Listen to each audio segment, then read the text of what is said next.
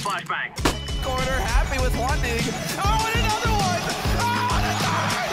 Happy's gonna get the quad kill in the end! One down, 25 seconds, you better believe he can. Not another. Surely! Guardian, stop it, Guardian! Just that fall, and the dream is real. Okay, I'm blind. They just fucking threw a fucking perfect flash at me. Wanna sold me what? I don't. What is Fant? I don't even know what that is. Oh, camper, camper. Look at 5 minutes, 7 seconds of got the ball. That's why you don't do it, but it's not more play. Stewie for the round. We go to overtime. Counter-Strike. Hra, ktorá sa od jej založenia v roku 1999 až po dnešný deň dostala do života každého. V jej 26-ročnom vývoji prešla mnohými zmenami a rôznymi verziami. Od jej skromného začiatku ako len herný mód vo videohre Half-Life cez všetky milované verzie Counter-Strike 1.6 a Counter-Strike Source. Až po gamblerský simulátor, do ktorého z nejakého podivného dôvodu dali gameplay strieľačky. Counter-Strike je gigant, ktorý nám priniesol do života veľa zážitkov a pekných spomienok. Tak, ale o tom sa my v dnešnom videu baviť nebudeme. Pretože v tomto videu sa pozrieme na stránku Counter-Strike, o ktorej sa málo kedy hovorí a väčšina ľudí sa ju snaží zamiesť pod koberec. Od škandálov s používaním dopingových látok až po zápasy, ktoré skončili smrťou. CS má veľa príbehov, ktoré by mali radšej zostať za zatvorenými dverami. Takže ľudia, vitajte a radšej sa posaďte, pretože dneska sa budeme rozprávať o nebezpečnej hre s názvom Counter-Strike. A náš prvý príbeh nás zoberie do minulosti viac ako 20 rokov, ktorý má názov Corps 01 MDL. Model Corps 01 MDL je jedným z najtemnejších detailov histórie Source Engineu, okolo ktorého sa vytvoril skutočný hororový príbeh v hernej komunite. Pre tých, ktorí nevedia, Source Engine je softvérový základ, na ktorom bežia hry, teda systém, ktorý sa stará o grafiku, fyziku, zvuky, animácie a aj umelú inteligenciu. Prvýkrát bol použitý v Counter-Strike Source a v Half-Life 2. Používal sa napríklad aj v hre Garry's Mode. Are you seriously watching by yourself? No, I'm with the science team. Model Corps 01 sa objavil v Counter-Strike Source v custom mapách a v Half-Life 2 ako dekoratívny objekt predstavujúci spálenú mŕtvolu so znetvorenou tvárou. Spočiatku si ho hráči všímali len ako súčasť strašidelných scenérií v kanáloch a opustených priestoroch. No v roku 2022 vyšlo najavo, že jeho pôvod môže byť oveľa znepokojivejší. Na Reddite sa totiž objavilo porovnanie medzi modelom 01 a fotografiou z lekárskej učebnice, kde bola zdokumentovaná skutočná obeť popálenín. Jasné, že sa to našlo na Reddite, kde inde. Podobnosť bola taká nápadná, že mnohí usúdili, že Valve pri tvorbe modelu použilo túto fotografiu ako základ pre textúru. Dokonca s minimálnymi úpravami. Komunita bola šokovaná. Hráči začali diskutovať o etike používania reálnych mŕtvol v digitálnom prostredí. Niektorí cítili až odpor pokračovať v hraní scén s týmto modelom. Jasné, toto je problém, ale s takýmito gunning mapami alebo modelmi komunita problém nemá. A nepýtajte sa ma, odkiaľ som ku nim prišiel. Valve samotné sa k veci nikdy jasne nevyjadrilo a pravdepodobne sa pravdu nikdy nedozvieme, keďže išlo o textúru starú viac ako 20 rokov. Takže pôvod Corps 01 zostane asi navždy nevysvetlenou záhadou.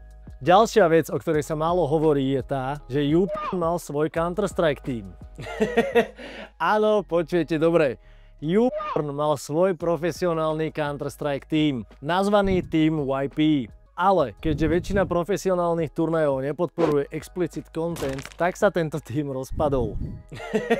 A to je všetko, len mi to proste prišlo vtipné, keď som hľadal veci na toto video. A predtým, než začnete googliť, aby ste zistili, aké hviezdy hrali za tento tým, tak vám to uľahčím. Bola to len skupinka 5 normálnych chalanov, ktorí hrali Counter-Strike. Ak je toto váš king, tak smelo do toho, ale inak je to celkom nuda.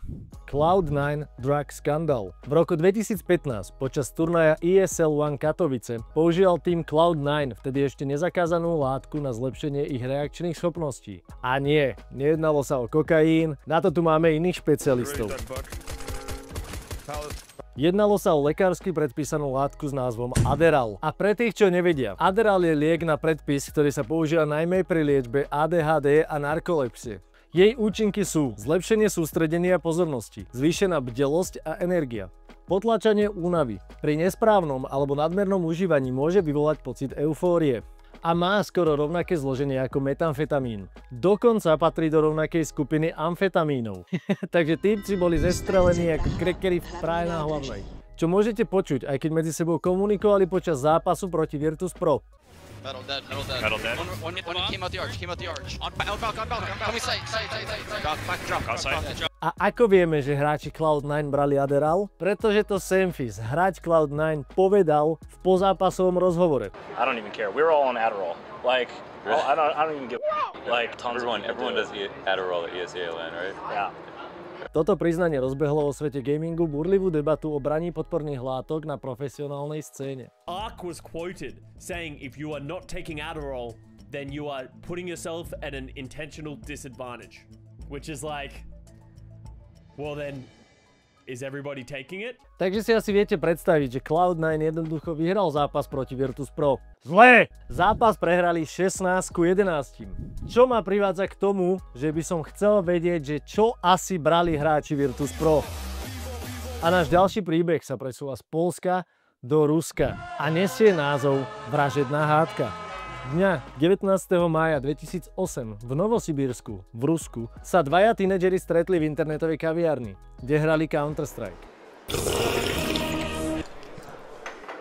Alexej, 17-ročný študent technickej školy, sedel vedľa mladšieho chlapca Alexandra, ktorý mal v čase incidentu 14 rokov. Alexej a Alexander, no ruská kreativita s menami sa nezapre. Preto budem Alexandra odteraz volať Šaňo. V priebehu večera mladší Šaňo prehrával jednu partiu za druhou a bol z toho značne nahnevaný. Obaja spoločne pili vodku, čo situáciu ešte vyhrotilo. 17 a 14 roční chalani pili vodku. Welcome to Russia. Pri monitore už došlo k viacerým hádkam a aspoň dvom menším potyčkám, ktoré museli prerušovať zamestnanci kaviárne. A mne sa dokonca podarilo nájsť exkluzívnu nahrávku z toho večera, kde je počuť, ako títo dvaja ruskí hráči na seba nadávajú. Nahrávka je ale veľmi potichu, takže odporúčam dať si vaše audio úplne naplno, aby ste počuli, ako to celé prebiehalo. Ready? Tak poďme na to. Доброе утро, моя девочка. Спешу пожелать тебе самого прекрасного.